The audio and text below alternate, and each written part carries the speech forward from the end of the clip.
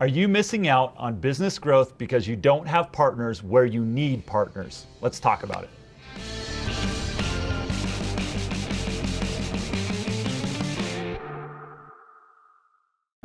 Hey everybody, Ben here from JobNimbus with the Building Business channel, and I've got Monroe, who's our head of partners here at JobNimbus, and we wanted to talk a little bit today about the importance of building partnerships. Yep. And that's actually something that's not usually thought about in construction a lot of times, or the services industry. Like, how do you even look at that problem? Why would you even want partners there? Yeah, great question. I think from a large company standpoint, software, those kind of things, it does make a lot of sense, because you look at end customer, what's their need? And a lot of times, we've got our core competency, we got things that we do very well, but we get to our customer and our customer's asking for additional products and services, right? Yep. So we get to a point where it's like, okay, well, is that something we want to take the time to develop and build and become an expert at that? Or do we look at becoming or partnering up with a company or a group that already does that really well? So it does make a lot of sense from a large company standpoint. I think, just in a short amount of time talking to contractors and roofers in particular, there are a lot of opportunities for them as well, because you look at, okay, great, you're awesome at doing roofs, right? You go in and that's something you can do in your sleep and you're an expert at it, but your customer then starts to ask about, hey, what about, siding, or what about, whatever exterior type things they may need on their house, gutters, other things like that. Are you an expert at that? Probably not, right? Some are, some aren't. If you don't have in-house expertise, but you got to have a solution still. Exactly, because I think what dictates the type of partners that you go after is your end customer. It's kind of their needs that dictate who you go after. So, like you said, maybe you do roofing, maybe you do, gutters and siding and all those kind of things, or you've realized that your business model really is just going after roofing. And so the benefits of going with a partner is that that person is already an expert at what they do, right? They've already got a customer base, they've already got expertise, they've already got a reputation. So when you look at potentially the benefits that that can bring to your company, they can help expand your network of potential customers, they can refer people to you, you could do the same thing for them. So I think, it kind of depends on what you're looking to do, but I think ultimately, a lot of people will come to the conclusion that, hey, we're really good at one certain thing and we want to continue to maintain and grow that. But we don't necessarily want to invest all the time and effort and money that it might take to become an expert at these other things. So a lot of roofers that I talk to currently, there's a lot that potentially are looking at solar, or vice versa, solar companies that are looking at roofing. That's really common. You see that a lot right now. So in some cases, yes, you become an expert at both and you develop a couple teams and you go out and do both of those things. Or in other cases, maybe you're an awesome roofer and there's a solar company in your area that's fantastic, and you come together and you figure out, how do we work really well together, right? How do we generate business for one another? How do we build a reputation? Because you're awesome at what you do, you already have a great following, great reputation. We're great at roofing, and bringing those two together expands your ability to really accommodate customers and find additional customers in your space. I read a book years ago. I was probably 98, 99. I read this book. It's called Crossing the Chasm. It's an old classic business book. Very, very impactful for me. But one of the things it talks about is this concept of the whole product, WHOLE, whole product.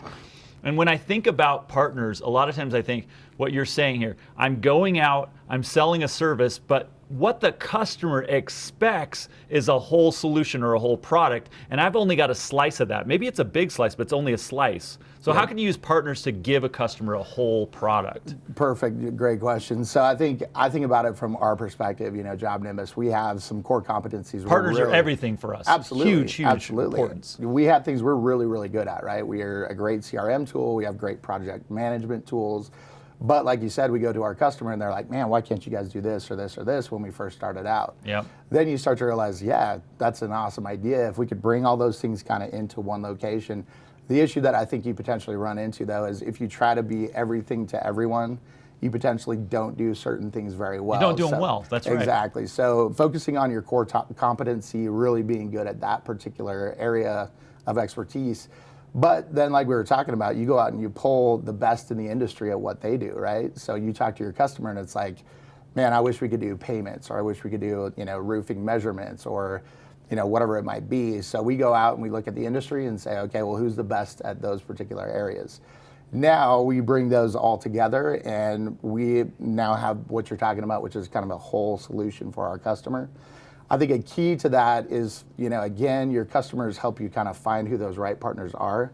But I think it's also very important to kind of vet those partners out and make sure that it's a really good fit, that there's a synergistic approach, that not only do you fit from a product standpoint, but that you fit from a cultural standpoint, and it's a company that you want to work with. Okay. I've seen things go the other way where you partner up with somebody and maybe it's a great fit from a product standpoint, but realistically you don't fit, culture-wise, or there's friction, or potentially they have issues with their reputation that are going to affect you negatively as well. I think goal alignment is important there too. Like, if you're trying to accomplish something different than their company is, it's really hard, even if you have the same culture, to work together. Exactly right. So translate that to a roofing company or a contracting company. Same thing goes. If you have different goals and different things you're trying to accomplish, that's not going to be a very productive partnership overall, right? You got to have aligned goals. You got to have like a clear kind of vision of what you're trying to accomplish. How do you complement one another? How do you help kind of generate additional customers, revenue, whatever you're looking to do? And I think it's also important to approach that from a standpoint of really setting up kind of clear expectations on the front end, because as you get into partnerships, it's like a relationship, right? Like, they're going to evolve, you're going to evolve, and you're going to have to make sure that you can continue to have a cohesive partnership. So I think establishing some expectations up front, making sure you know what you're trying to accomplish through this partnership, and then really having the ability to evolve with your partner. One of the other things I see is that you create a partnership, you're really excited about it, It's awesome, and then it's kind of like, okay, great, what do I do now? I think what you have to remember is that what you get out of a partnership is what you put into a partnership, right?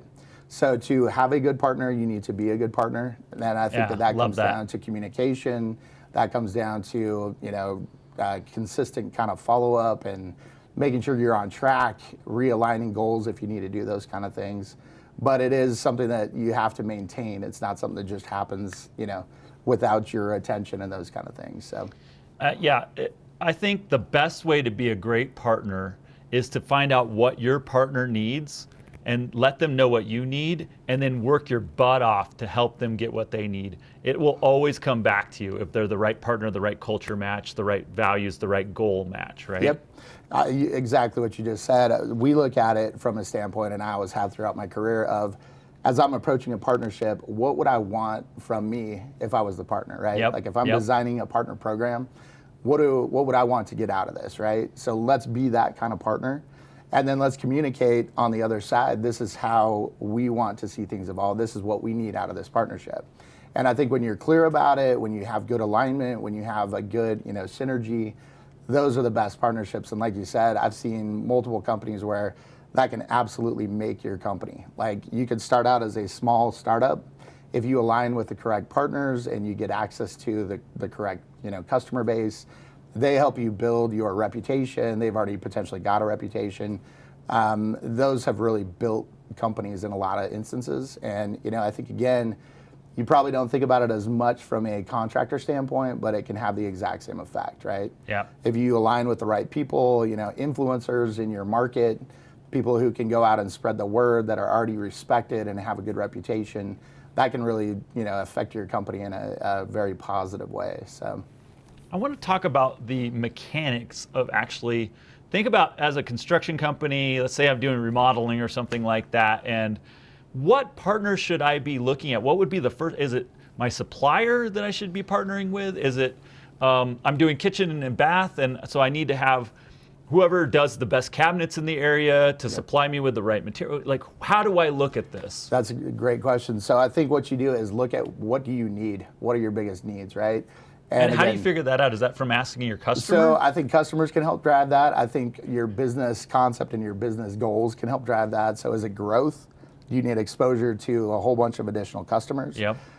Is it fulfilling certain needs of your customer? From there, I think that you can then take a look at, okay, so if we need access to a whole bunch of customers, let's find a larger group or a larger company that already has access to a lot of customers that we're looking for. So that could be a distributor, that could be a manufacturer, that could be even local media in your area, radio personalities, whatever it might be. From there, I think, just like you said, you also start to look at, okay, well, what are our customers asking for? So when we go in and we do, restoration or roofing or whatever it might be, what's the number one or top couple questions that they ask us? Is it, gutters? Is it cabinetry? Is it siding? Is it, any of those kind of things? Or I wish you guys could put on this type of roof system that you have down the street. It's like, well, we're not partnered with the people that make that roof system right now. Exactly. And I think you hit on a good one too, which is you've got major manufacturers and distributors in the industry, right? They have massive networks, and there's the ability for you to somewhat partner up with those groups in certifications, in becoming kind of more of a preferred customer, preferred partner. And I think that there are definite benefits that come along with that. I think you just have to determine, is that getting you to what you're trying to accomplish, and ultimately is that creating a better experience for your end customer as well? Because as most businesses find out, that's really what drives most of your decision making, is how do we make our customers' lives better? How do we provide a better service, a better product? Overall, I think that that's going to naturally build your business, and the growth will follow. Talk about different types of partnerships that you can do and where you should be focusing. I think one of the critical things for any construction company is I got to find a good way to have a relationship with my distributor. Typically, that's like a certification. You might know your sales rep. Can you switch that into being more like a partnership, and how would you do that? Yeah. So again, in talking to a lot of our customers, I think at a certain point, most of our customers align with a particular manufacturer or distributor, someone that kind of fits their particular needs as well, right? Yep. And I think there are benefits that come along with that as well. So if you are a roofer or a siding company, or solar, whatever it is, and you have a strong relationship with one of those manufacturers, you're probably going to receive preference when it comes to certain types of distribution, pricing, product, whatever it might be, right? Yep. So I think the more you can kind of treat that like a partnership, kind of get in and say, hey, maybe we're not exclusively with this one distributor or manufacturer, because I think a lot of people, are going to go with multiple just so that they can fill their customers' needs again. But if we can get in and really kind of treat that like a partnership and elevate our status with that distributor or manufacturer, now there are benefits that come along with that. So we get preferred pricing, we get preferred training, we get access to potentially different products or services. So really that can be like a partnership for a roofer or any sort of a contractor. They can also treat those type of relationships that way. What do you do to make it like a partnership? Because everybody's just going to want to sell you more materials. Yeah. How do you switch the tables a little bit to say, guys, we care about this relationship? How do you build that trust and that relationship beyond just being a customer to them? I think any partnership, like we talked about a little bit as well, it does come down to a relationship. Mm-hmm. And if you can build a strong relationship with not only the top level, you're usually ordering directly from the manufacturer, but if you can get a better relationship with your local rep or your regional rep, I think in those cases, again, a relationship is going to trump most other things, it's right? It's critical in this industry. Absolutely. Yeah. So if you've got a strong relationship with those individuals, again, that becomes more of a partnership type relationship. It's not just like, okay, great, we're elevating our status, which means really we're just buying more and more product from this company, which you may do anyway, but realistically, you're also looking for the benefits on your side, right? So if you can get that extra attention from your local rep, your regional rep, eventually that's going to pay dividends for you on your side as well. So we talked about figure out what that partner wants and then get them what they want, and they'll get you what you want, in the right relationship. So you think about your supplier or whatever, they want to sell more materials. So they want you to grow and do more jobs so they can sell you more materials. Yep. So you're on this growth path, you get this great relationship going, you're getting more and more materials coming. I've seen people get free trucks, all kinds of things from their suppliers. That feels more like a partnership to me. Yeah, I think the incentives come along with it, and I think the larger you get, the more product you're ordering from them, the more leverage you have naturally. So there are situations that may arise where you get a special, favor from the company, Yep. and whether that's incentives like you're talking about, a truck or a dividend or whatever might come back to you. Yep. I Or think killer pricing that nobody else gets. Exactly, and there definitely are programs like that. Yep. So I think the more you can develop not only just the general relationship and even elevating your status, if you can get in close with the actual individuals that really represent that company to you, I think that's where the partnership really kind of kicks in. And those people are going to make sure they take care of you because you're obviously taking care of them as well. And that's like we talked about. That's that synergistic, mutually beneficial type partnership. I love it. Okay, so kind of wrapping this thing up here, you've got to listen to your customers first, find out what they're asking for, and also what your capabilities are, what you can and can't provide. Then go out and identify partners, look for cultural matches and goal matches for partners that can fill those gaps. And then you're going to pull those together into an overall whole solution for the customer to be able to go out and be the one-stop shop for that customer to get everything they need for that specific problem. Exactly. Yep. I love it. Totally agree. Thanks, Monroe. You Appreciate bet. you being here. Thanks for having me on. Okay, I would love to have some comments. Who are you partnering with right now? Who's your best partner? What makes a best partner? Put some comments below, and we'd love to hear your ideas.